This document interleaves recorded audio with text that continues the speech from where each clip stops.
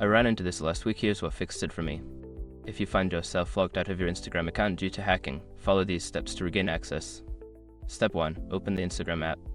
Start by launching the Instagram app on your device or go to the Instagram website. Look for the login screen where you usually enter your credentials. Step 2. Tap on Forgot Password. On the login screen, click on the Forgot Password link. This will take you to a page where you can start the recovery process. Step 3. Enter your username or email.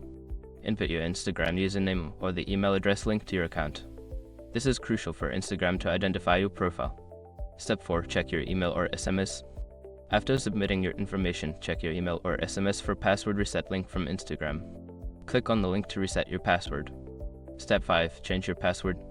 Once you've accessed the reset link, create a new, strong password.